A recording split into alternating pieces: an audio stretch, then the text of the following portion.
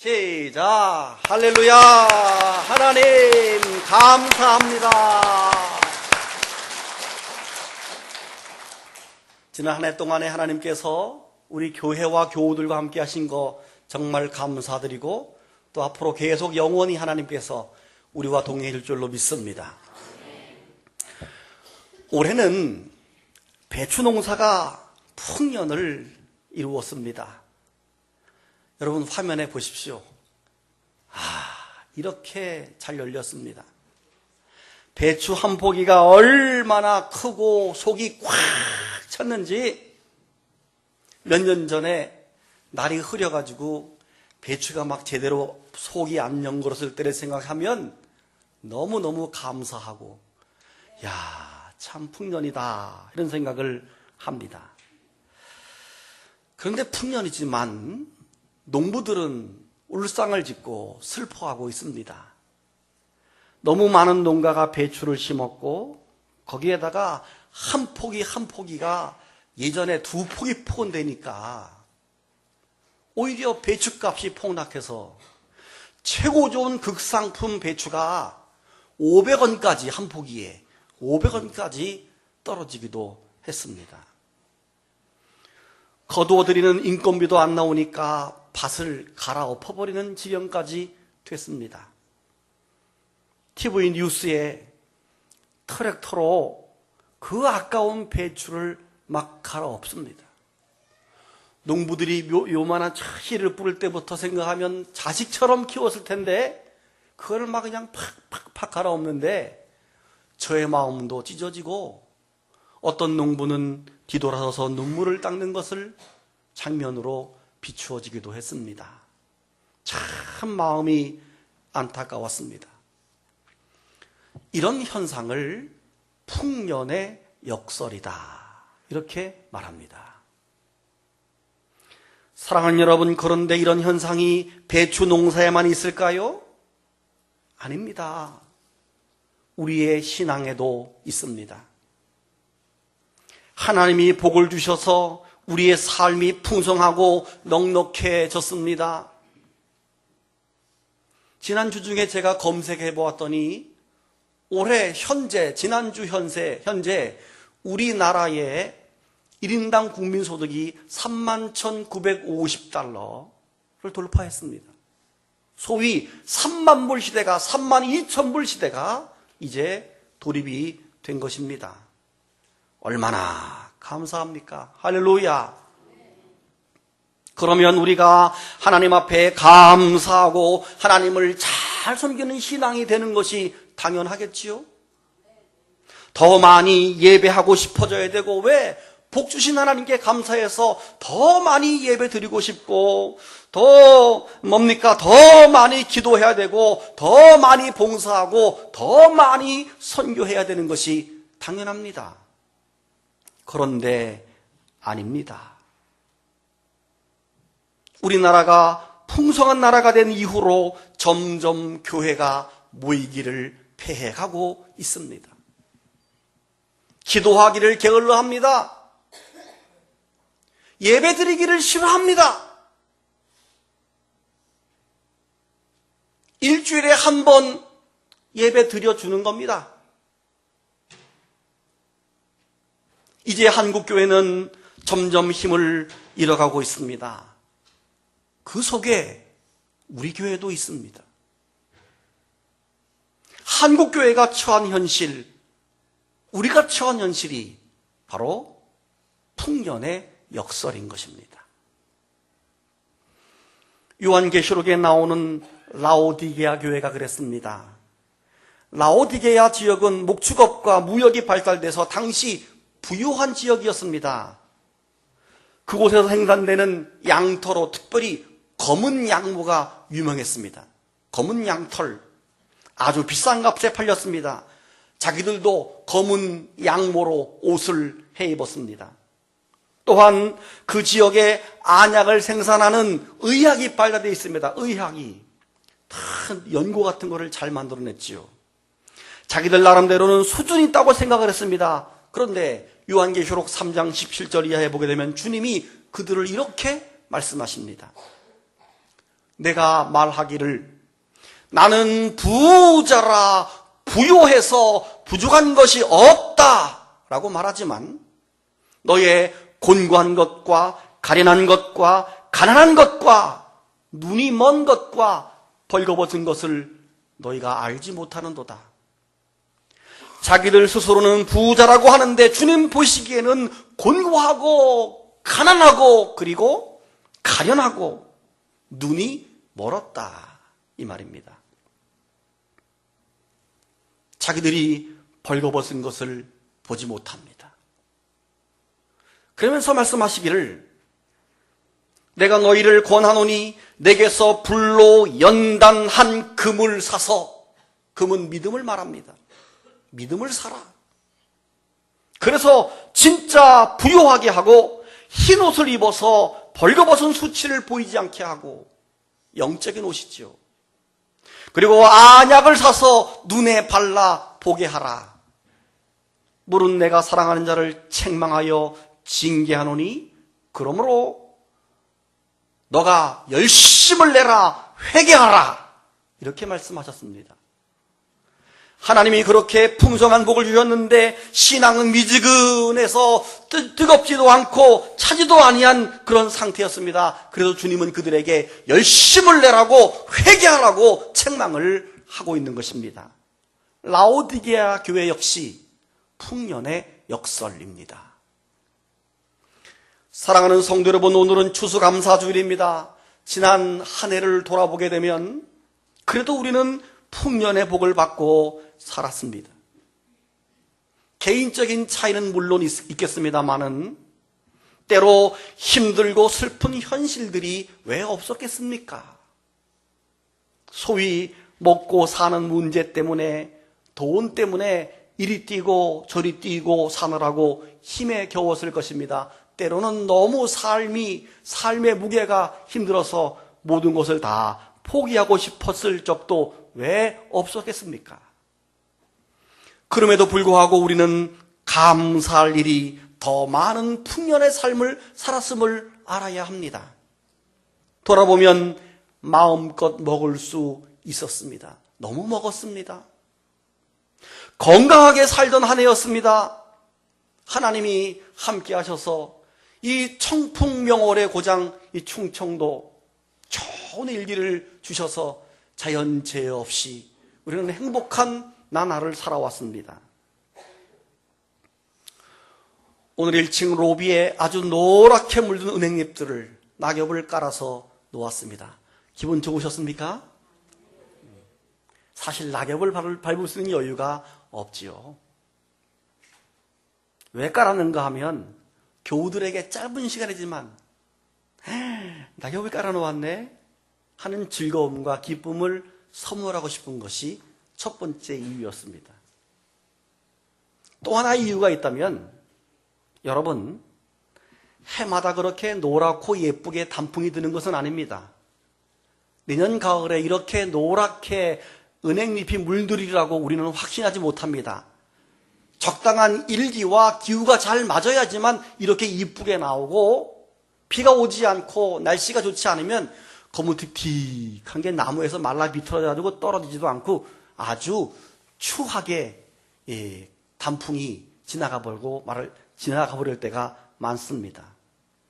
그래서 하나님이 올해 우리에게 너무 좋은 일기를 주셔서 이렇게 풍년과 아름다운 단풍을 주셨구나 하고 감사하는 마음을 가지라고 또 그렇게 깔아본 것입니다. 사랑하는 여러분, 풍년을 주신 하나님께 감사하는 성도가 되시기를 바랍니다. 하나님의 은혜를 한순간도 잊지 말고 감사하며 사시기를 바랍니다. 오늘 본문이 그것을 말씀하고 있습니다. 오늘 본문은 하나님을 잊어버리고 감사를 잊어버리고 사는 우리들에게 강력한 도전과 나아가서 경고를 하고 있습니다. 본문에 뭐라고 말씀하고 있습니까? 하나님을 잊어버린 너희여 그랬습니다. 이제 이를 생각하라. 그렇지 아니하면 내가 너희를 찢으리니 건질 자가 없으리라. 감사로 제사를 드리는 자가 나를 영화롭게 하나니 그의 행위를 옳게 하는 자에게 내가 하나님의 구원을 보이리라. 아멘. 여러분, 하나님을 잊어버린다는 말이 무엇입니까? 하나님께서 그들에게 베풀어 주신 은혜를 잊어버렸다는 말입니다. 은혜를 잊어버렸다는 말은 즉 감사할 줄 모른다, 이런 말입니다. 하나님을 잊어버리고 하나님의 은혜에 감사하지 않는 사람을 하나님은 찢어놓겠다, 심판하시겠다, 이렇게 경고를 하고 있는 것입니다. 배추 농사가 풍년이지만 그것이 기쁘지 않은 농부처럼 이리 뛰고 저리 뛰고 사느라고 살았는데 우리 마음에 만족이 없고 행복이 없습니다. 고단하기만 합니다.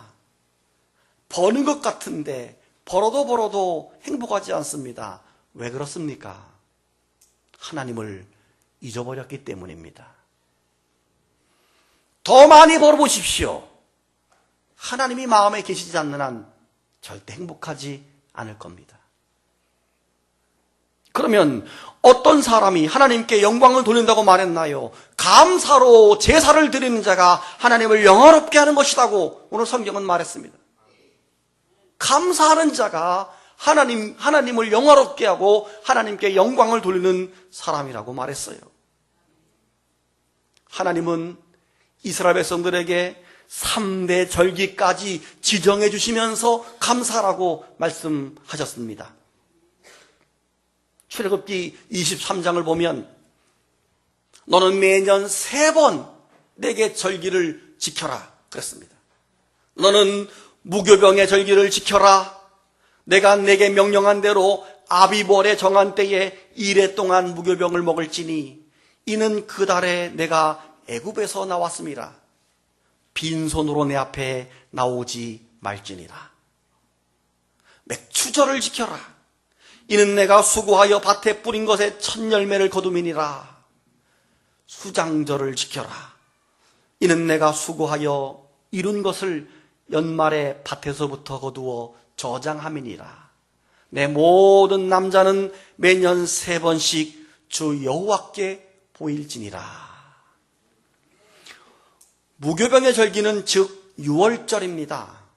이스라엘 백성들을 애굽에서 구원해 주신 것을 기념해서 하나님 앞에 감사하며 드리는 절기. 우리는 이 유교절을 무엇으로 지키죠? 부활주일로 지키는 겁니다. 우리를 구원해 주신 예수 그리스도. 우리에게는 부활절입니다. 맥추절은 오순절입니다. 한 해 농사를 처음 거둬들이면서 우리는 7월 달에 맥추 감사주일로 지킵니다. 수장절은 한 해 농사를 다 끝내고 오늘처럼 추수감사절기로 지키는 것입니다. 미국의 선조 청교도들은 이 절기 속에서 하나님 앞에 감사하는 정신을 배웠습니다. 그래서 그들이 만든 절기가 추수감사절, 수장절을 추수감사절로 바꾼 것입니다. 그리고 늘 감사, 땡큐, 땡큐, 늘 땡큐, 싫어도 노 땡큐. 늘 감사가 기본이 되어진 나라. 그리고 하나님 앞에 영광 돌리는, 하나님을 영화롭게 하는 나라. 그래서 400년밖에 되지 않았는데 지금 전 세계를 쥐락펴락하는 강력한 하나님의 복을 받게 된 줄로 믿으시기를 바랍니다. 우리나라 역시 마찬가지입니다. 우리의 선조들이 지나간 100여 년 동안에 정말 기도 많이 했습니다. 정말 예배생활 열심히 했습니다. 그래서 오늘 우리가 이만큼 사는 것입니다.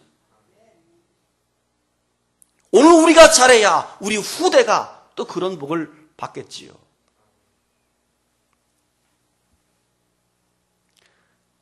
어려움 속에서도 희망을 잃지 않고 사는 어느 가정이 방송에 소개가 되었습니다. 서울의 어느 달동네, 그것도 남의 집에 옥탑방에 사는 가정의 이야기입니다. 그 집의 형편은 그렇습니다. 집 안방에 옥탑방이지만 남편이 5년째 식물인간 상태로 누워 있습니다. 초등학교 딸 아이가 하나 있습니다. 그러니까 이 아내는 할 수 없이 아침부터 식당에 가서 하루 종일 일을 하고 밤 10시가 돼야 집으로 돌아옵니다. 집에 오면 또 가만히 있나요? 일이 산더미처럼 쌓여있는 설거지며 이거를 다 처리하고 마지막 하는 일이 빨래를 해서 넣는 거죠. 그럼 하루 일이 끝나는 거예요. 이제 빨래를 막 하고 털어서 넣습니다. 그때 PD 기자가 묻습니다.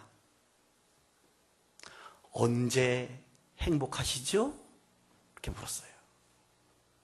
제가 생각할 때는 행복할 구석이라고는 보이지 않아서, 도무지 보이지 않아서 이 여인이 행복이라는 건 알긴 알까? 이런 의미로 묻지 않았을까 싶어. 제가 볼 때는. 언제 행복하십니까? 그녀가 말합니다. 예, 저는 밤에 빨래를 넣을 때가 제일 행복합니다. 그때 하늘의 별들을 바라보면 행복이 느껴져요. 이렇게 말을 했어요. 기자가 또 말합니다. 왜 밤에 빨래를 하지요? 예, 낮에는 주인집에서 빨래를 해서 빨래줄을 쓰기 때문에 제가 쓸 수도 없고, 또 저는 시간이 안 돼서 낮에 식당 일을 하기 때문에 이 밤에밖에 안 됩니다. 집에 와서 모든 일을 다 정리하고 마지막 빨래를 해서 털어넣는 그 순간이 저에게는 하루 일과의 끝이기 때문에 털어놓을 때가 다 오늘 끝났구나 하고 제일 행복하고, 이제 방에 있는 가족에게 갈 수 있다는 것이 행복합니다.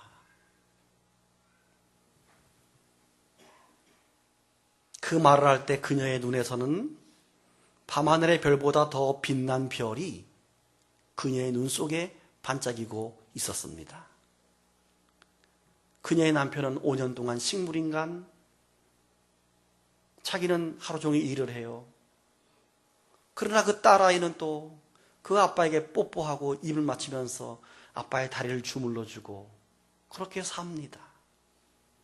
여러분, 행복이 무엇이지요? 진정한 행복은 환경에 있는 것이 아니라 환경을 뛰어넘어 초월해서 감사할 수 있을 때, 그게 진정한 행복이고 진정한 감사입니다. 환경을 초월해서 어떤 경우에도 감사를 잃어버리지 않는다는 것은 특별히 하나님의 사람들의 특징입니다. 성경에 나타난 믿음의 사람들은 모두가 다 감사하는 삶들을 살았습니다. 그의 형편이 어떠하든지 늘 감사했습니다.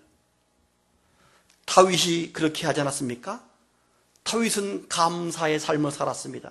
그가 노래했던 여호와께서 내게 주신 은혜를 무엇으로 보답할꼬?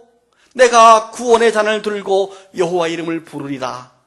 이 시를 언제 썼는가 하면 사울왕에게 막 추격당할 때 정말 감사할 수 없는 상황인데 그는 하나님 앞에 그렇게 감사합니다.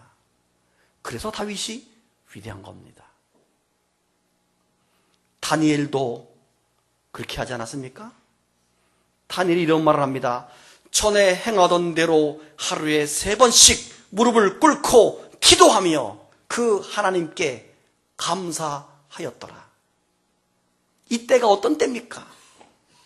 사자굴에 던져질 음모 속에 있는 그때입니다. 근데 다니엘은 변함없이 하나님 앞에 감사하면서 기도를 했고, 다음날 사자굴로 들어갈 그런 상황 속에서 감사를 하고 있는 것입니다. 환경을 뛰어넘어 죽을 줄 알지만 감사하는 다니엘의 모습 아닙니까? 사랑하는 성도 여러분, 우리는 이미 충분히 감사할 수 있는 환경과 여건 속에 살고 있습니다. 우리는 이미 풍년 속에 사는 사람들입니다. 이런 풍요와 풍년 속에서 감사하지 아니하고 오히려 우리의 신앙이 더욱 퇴보된다면 그것이 바로 풍년의 역설입니다. 미국의 유명한 윤리학자인 라인홀드 리버라고 하는 사람, 그는 우리 그리스도의 삶의 3가지 덕목을 성경에 나오는 대로 믿음, 소망, 사랑이라고 말하면서 자기는 거기에 하나를 더 추가하고 싶다, 4가지를 만들고 싶다 그러면서 4번째를 감사로 꼽았습니다. 참 동의가 되는, 공감이 되는 말입니다. 성경에 보면 감사라고 하는 말이 무려 구약에 127번, 신약에 57번이 나옵니다. 모두 184번이 감사라고 하는 말이 나옵니다. 하나님 우리에게 감사라고 명령을 했습니다. 날마다 우리의 삶이 감사로 풍성해질 때 하나님 앞에 영광을 돌리는 것이고 하나님을 영화롭게 하는 것이라는 사실을 믿으시기를 바랍니다. 눈 감고 묵상하십니다.